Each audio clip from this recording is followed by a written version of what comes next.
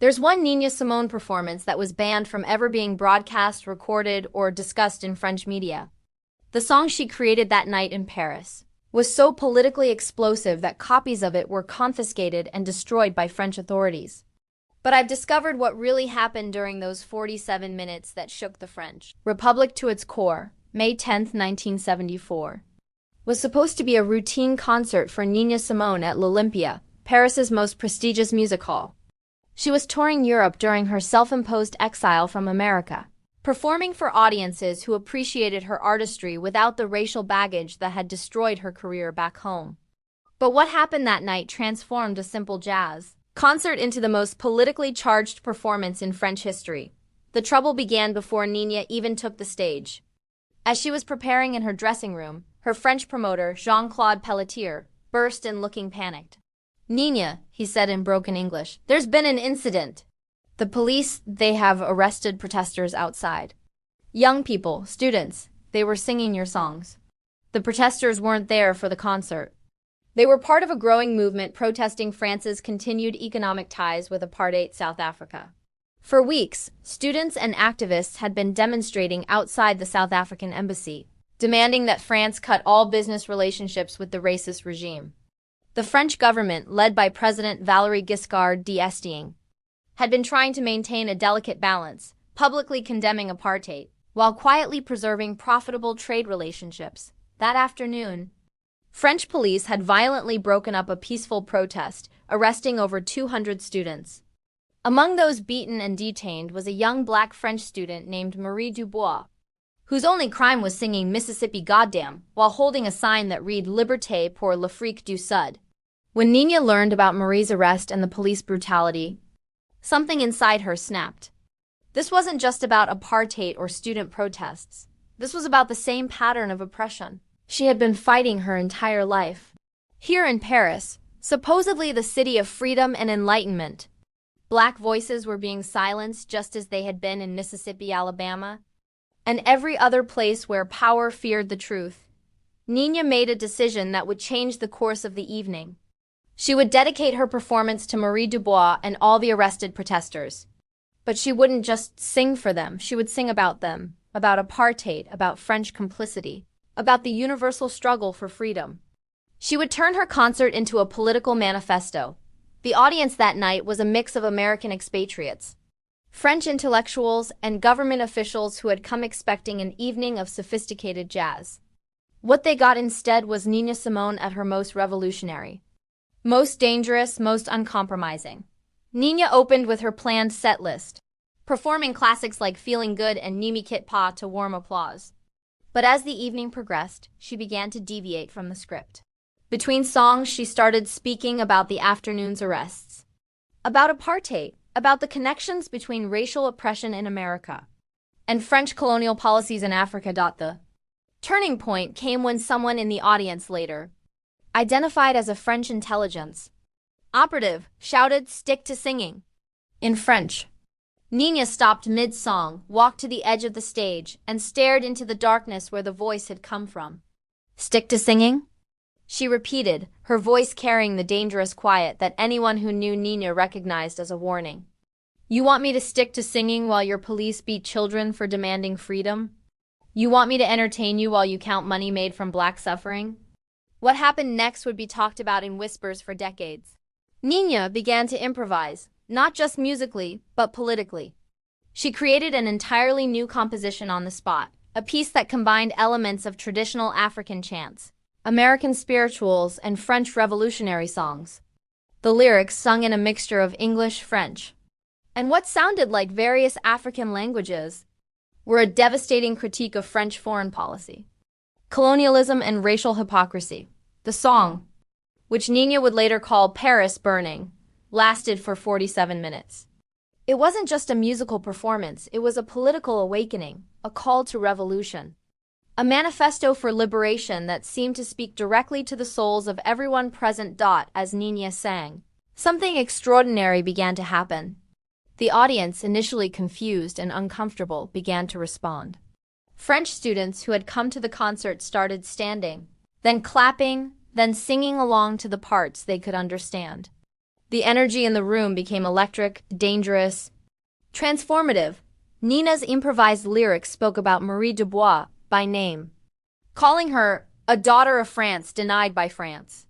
She sang about South African gold mining companies with French shareholders, about Parisian banks financing apartheid, about French weapons being used to suppress African liberation movements. Each verse became more specific, more damning, more explosive, but the most incendiary moment came when Nina began naming names. She called out specific French government officials, business leaders, and institutions that were profiting from apartheid.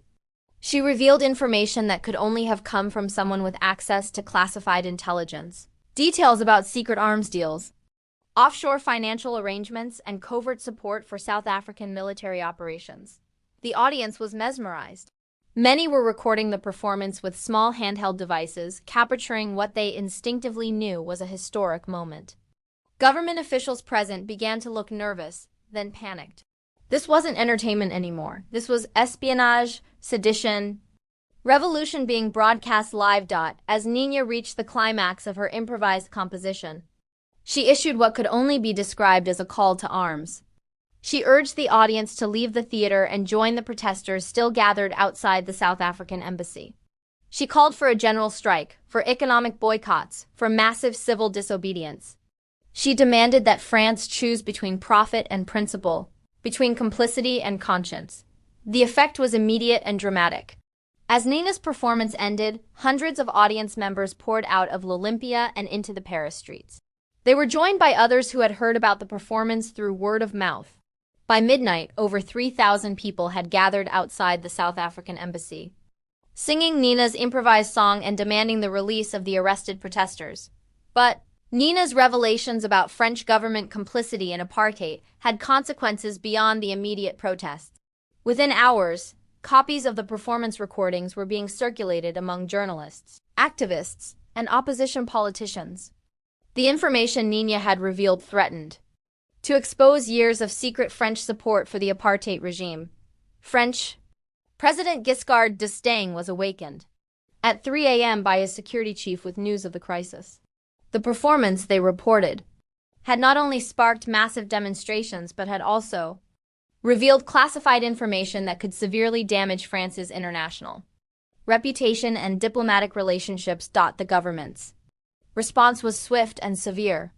By dawn on May 11th, French authorities had launched Operation Silence, a coordinated effort to confiscate every recording of Nina's performance and suppress all media coverage of the incident. Police raided the homes and offices of known recording enthusiasts, concert promoters, and journalists who had been present at L'Olympia. The official story, released through government-controlled media, was that Nina's concert had been disrupted by political extremists and that no recordings existed because of technical difficulties.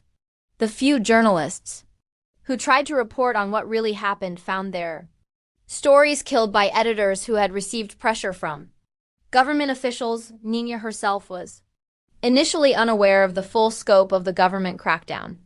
She had returned to her hotel after the performance, emotionally and physically drained but satisfied that she had spoken truth to power. It wasn't until Pelletier arrived at her hotel room at 6 a.m., pale and shaking, that she understood the magnitude of what had happened. "Nina," he said. "Nina," he said. "Nidia. Nidia. You have to leave France now. They're calling it a matter of national security. There are warrants, accusations of espionage, threats to your safety. If you don't leave voluntarily, they will deport you." The French government had decided that Nina Simone was too dangerous to remain on French soil.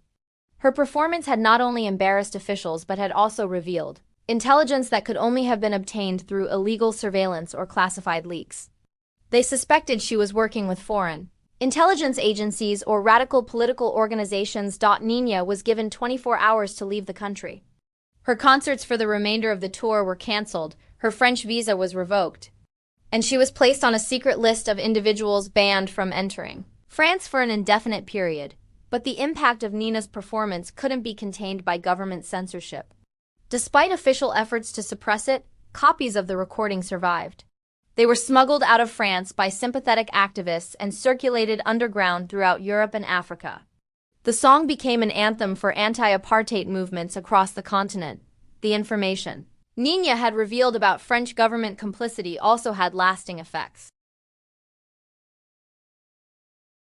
Within months, several French officials mentioned in her performance were forced to resign. Trade relationships with South Africa came under increased scrutiny from the French Parliament. Opposition politicians used Nina's revelations to launch investigations into government corruption and illegal arms deals. Most significantly, Marie Dubois and the other arrested protesters were released within 48 hours of the performance.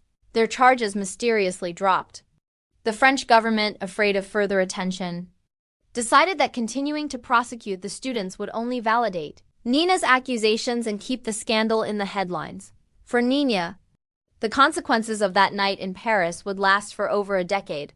She was effectively banned from performing in France, one of the few countries where her political views had been welcomed and her artistry fully appreciated.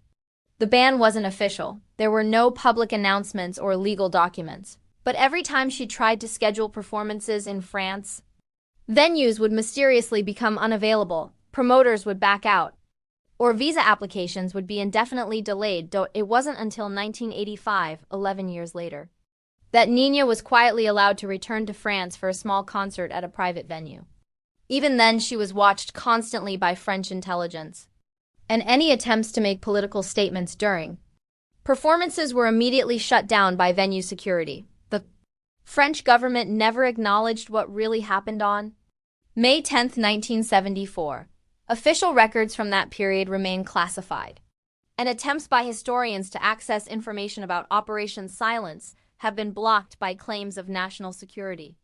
The performance that nearly started a revolution has been erased from official French cultural history, but Nina never forgot that night. In her later interviews, she would refer to it cryptically as the time I sang too much truth or the performance that they don't want you to remember. She never provided details, understanding that even decades later, discussing the incident could have serious consequences. The full story of Nina's revolutionary performance in Paris remained hidden until 2019, when a French historian researching apartheid-era diplomatic relations discovered a cache of classified documents that had been scheduled for destruction. Among them was a complete transcript of Nina's 47-minute improvised song, along with intelligence reports detailing the government's response and the names of officials who had been forced to resign. Because of her revelations, the transcript revealed the true scope of Nina's political knowledge and the accuracy of her accusations. Every claim she had made about French government complicity in apartheid was documented and verified by official intelligence reports. She hadn't just been speaking as an angry activist, she had been revealing classified information with devastating precision. How Nina obtained such detailed intelligence about French government operations remains a mystery. Some historians speculate that she had been in contact with anti-apartheid intelligence networks. Others suggest that her information came from sympathetic sources within the French government itself. Nina took the secret to her grave. What is clear is that the night of May 10, 1974, represented the peak of Nina Simone's power as a political force. For 47 minutes, she held the attention of a nation and used that platform to expose corruption, demand justice, and inspire thousands to action. It was the most dangerous performance of her career precisely because it was the most effective. The irony of Nina's Parisian Revolution is that it succeeded too well. By speaking truth to power so completely, so devastatingly, she made herself too dangerous to be allowed to continue. The performance that should have been her greatest triumph became the reason for her exile from one of the few places where she had found artistic freedom, perhaps. That was always Nina's tragedy, that her most powerful performances were also her most perilous. She had the ability to move people, to wake them up, to inspire them to demand change. But in a world where such power was seen as a threat, using that ability came with consequences that could destroy even the strongest artist. The band performance from L'Olympia stands as evidence of both Nina Simone's extraordinary influence and the lengths to which governments would go to silence her. For 47 minutes she held the power to change history, and for the rest of her life she paid the price for using that power.